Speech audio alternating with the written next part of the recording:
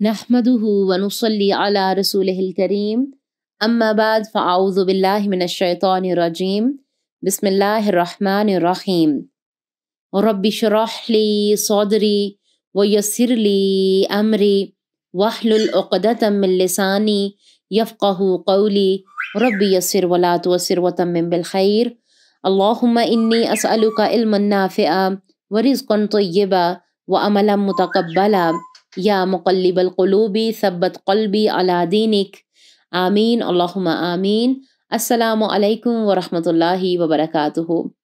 अल्लाह सुब्हानहू व तआला की तौफ़ीक़ और अल्लाह ताला की रहमत के साथ हम अपने लेसन सूरत अल बकरा की आयत नंबर 111 का आगाज़ करेंगे, इस नियत के साथ कि अल्लाह सुब्हानहू व तआला इसे हमारे लिए पढ़ना, इस पर अमल करना और अमल के साथ इसे दूसरों तक पहुँचाना आसान कर दें। इससे पहले हम थोड़ा सा जायज़ा लेंगे कि हमने अपने पिछले लेसन में क्या जाना था, क्या पढ़ा था। आयत नंबर 110 में हम पढ़ के आए थे और 109 में कि अल्लाह सुब्हानहू व तआला ने क्या बताया था कि अहले किताब में से अक्सर लोग चाहते हैं कि काश वो तुम्हें तुम्हारे ईमान के बाद काफिर बना दें, अपने दिलों में हसद की वजह से। इसके बाद कि हक इनके लिए पूरी तरह वाज़िह हो गया, चनाचा आप माफ़ कर दें और दरगुजर करें यहाँ तक कि अल्लाह ताला अपना फैसला ले आए। यकीनन अल्लाह ताला हर चीज़ पर कुदरत रखने वाला है। अल्लाह सुब्हानहू व तआला ने वहाँ पर हमें दरगुजर करने की एक तलकीन की थी, एक हुक्म दिया था कि जब भी कोई भी बात दीने इस्लाम के खिलाफ लोग कर रहे हों तो तुम्हारा रद्द अमल क्या होना चाहिए कि अफू दरगुजर से काम लो और अपने इल्म की तरफ और ज़्यादा मजबूती अख्तियार करो। लफ्जी इल्म नहीं बल्कि इल्म तुम्हारे अमल में शामिल हो, चलते फिरते एक बेहतरीन मुसलमान बनकर दुनिया के सामने पेश हो और नमाज कायम करो और ज़कात अदा करो और भलाई तुम अपनी जानों के लिए जो भी आगे भेजोगे अल्लाह ताला के यहाँ तुम उसको पालोगे। यकीनन जो भी अमल करते हो अल्लाह ताला से इससे खूब देखने वाला है। इस पर हमने पीछे बात की थी, यहूद के कुछ तरीक़ाकार की भी बात हुई थी। इंसान के दिल में अल्लाह ताला के अहकामात का पूरा होना और पूरा करना, नेक काम करने की तलब, ये सब हमने देखा था किस तरह पैदा होती है, क्यों और किस तरह करना चाहिए। इन तमाम सवालात के जवाब भी हमने जाने थे। अब आयत नंबर 111 में अल्लाह सुब्हानहू व तआला क्या फरमा रहे हैं, बहुत ही काबिले गौर आयत है ये।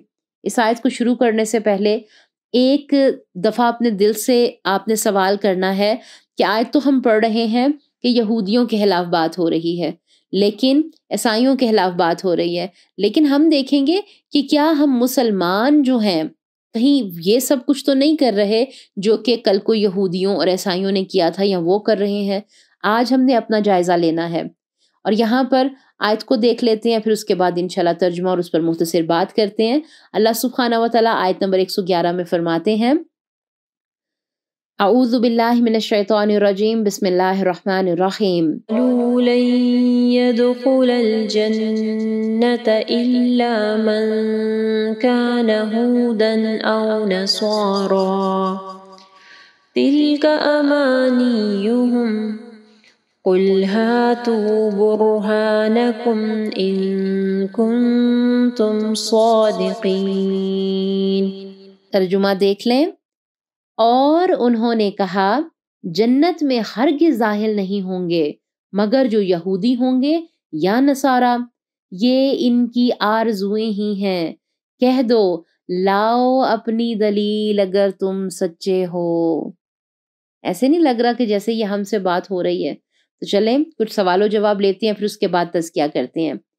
क्या उन्होंने कहा, वक़ालू और उन्होंने कहा कि कोई शख्स जन्नत में हरगिज़ दाखिल नहीं होगा मगर वो जो यहूदी हो, जो ईसाई हो। दिल से सवाल करें कि कहीं हम भी तो ये नहीं कहते। हमारा जो भी फ़िरका है, जो भी जमात है, ज़रा उसको सामने लेकर आएं और अपनी सोच को भी सामने रखें कि कहीं हम ये तो नहीं कहते कि नहीं जन्नत तो सुन्नियों के लिए है, वहाबियों के लिए है, बरेलवियों के लिए है, हनफियों के लिए है, मालिकियों के लिए है। अल्लाह सुब्हानहू व तआला यहाँ पर हमें गौर व फिक्र की दावत दे रहे हैं। अल्लाह ताला ने यहूदियों और ईसाइयों के दावों का जिक्र किया है और साथ में उम्मत मुस्लिमा के शऊर को बेदार किया है। और क्या कहा जा रहा है कि कोई उस वक्त तक जन्नत में दाखिल ना होगा। कौन ये कहते थे? یہ یہودی اور عیسائی کہتے تھے کہ کون جنت میں نہیں جائے گا، کہ جب تک کہ وہ انسان یہودی نہیں ہو جاتا یا وہ عیسائی نہیں ہوتا۔ ان دعووں کے پیچھے کوئی عقلی دلیل یا ثبوت نہیں تھا، یہ صرف اکیلے ہی جنت کے مستحق ہیں۔ اللہ تعالیٰ فرما رہے ہیں یہ ان کی تمنائیں ہیں۔ اللہ تعالیٰ نے یہود کی پیدا کردہ اس غلط فہمی کے جنت یہودیوں اور عیسائیوں کے لیے ہے کا جواب یہاں پر دے دیا ہے۔ یہاں پر دیکھیں اللہ تعالیٰ نے کس چیز کی طرف ہمیں دعوت دی ہے۔ وہ کیا کہتے تھے کہ نئی جنت جو ہے وہ ہماری ہے۔ اللہ تعالیٰ پر ناحق کی تمنا رکھتے ہیں یہ لوگ، جو کہ صحیح نہیں ہے۔ اللہ تعالیٰ نے اس غلط فہمی کی وضاحت کی ہے کہ جنت پر اپنا حق سمجھنا تمنا ہو سکتی ہے لیکن حقیقت نہیں ہے۔ کسی گروہ سے وابستگی کسی کو جنت کا مستحق نہیں بناتی۔ جنت کا فیصلہ انسان کے اپنے عمل کی بنیاد پر کیا جاتا ہے، نہ کہ کسی خاص گروہ سے، نہ کہ کسی خاص جماعت سے تعلق بنتا ہے۔ اس کی کوئی بنیاد ہی نہیں ہے۔ اب یہاں پر دیکھیں کہ کیا مسلمانوں میں بھی کچھ لوگ یہ کہتے ہیں کہ جنت ہمارے فرقوں والوں کے لیے ہے، تو مسلمانوں میں بھی یہود کی طرح اپنے فرقے، اپنے گروہ کے بارے میں یہ غلط فہمی پیدا ہو چکی ہے کہ جنت صرف انہی کے لیے ہے۔ اب اللہ تعالیٰ فرما رہے ہیں قل، آپ کہہ دیں کہ اپنی دلیل لاؤ اگر تم سچے ہو تو۔ اب خود سے آپ سوال کریں کہ ہے کوئی دلیل آپ کے پاس جس کے ساتھ بھی ہم نے خود کو جوڑا ہوا ہے؟ اللہ تعالیٰ نے انہیں چیلنج کیا ہے اور پوری دنیا کے لیے یہ چیلنج موجود ہے کہ اگر تم اس دعوے میں سچے ہو تو جنت میں داخلہ تمہارے لیے خاص ہے، تو دلیل لاؤ۔ اللہ تعالیٰ نے دلیل کے ساتھ بات کرنا سکھایا ہے ہمیں بھی۔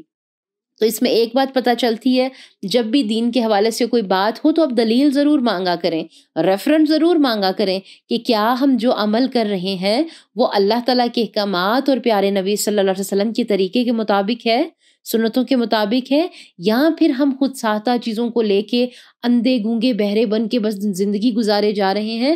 ایک بندہ مومن کی آنکھیں کان دل دماغ کھلا ہوا ہوتا ہے، وہ سوچتا ہے، وہ غور و فکر کرتا ہے۔ یہ تو یہودیوں اور عیسائیوں کا خیال تھا نا کہ صرف وہی جنت میں جائیں گے، کیا ہم مسلمان یہ نہیں کہتے؟ ہمارا بھی تو یہی حال تھا کہ صرف امت ہی جنت کی حقدار ہے، امت مسلمہ ہی جنت کی حقدار ہے۔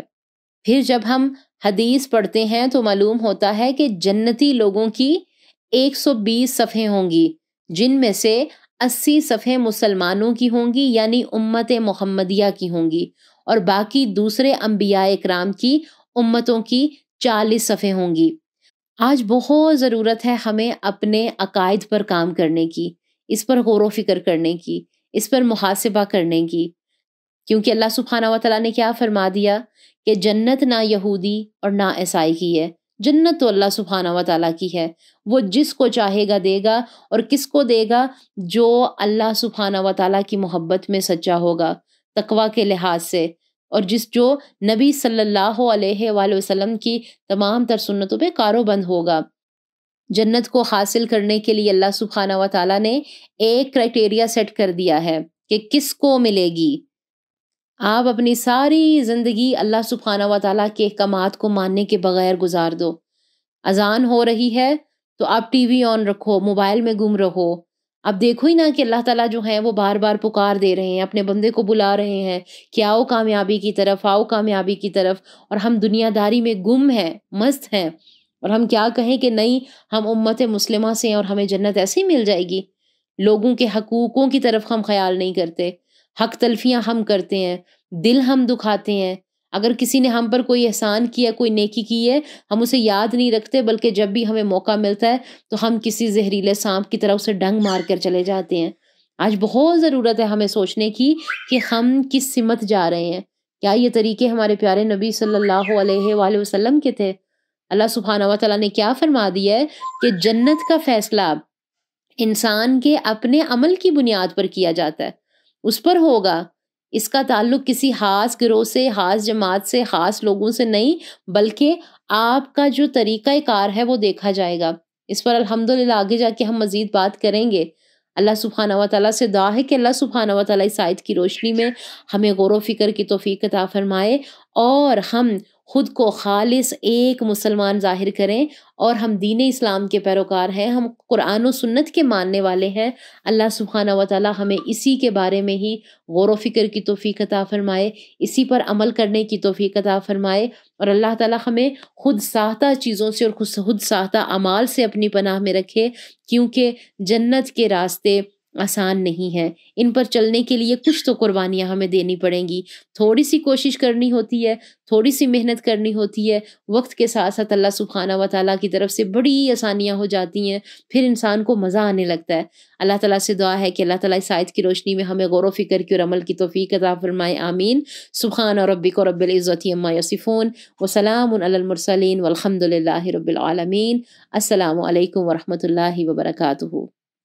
وہ تمام ہمارے پیارے سسٹرز جنہوں نے ابھی تک ہمارے چینل کو سبسکرائب نہیں کیا ہے وہ ہمارے چینل کو سبسکرائب ضرور کر دیں، کمنٹ باکس میں جا کر ہمیں اپنی رائے کا اظہار ضرور کیا کریں۔ اس سے کیا ہوتا ہے کہ ہماری پیچھے جتنی بھی ٹیم ہوتی ہے اس کو بہت خوشی ہوتی ہے، کام کرنے میں آسانی ہوتی ہے، اور اس سے ہم خود بھی موٹیویٹ ہوتے ہیں کام کو لے کے، چیزوں کو لے کے۔ اللہ تعالیٰ آپ سب کو جزائے خیر عطا فرمائے، آمین۔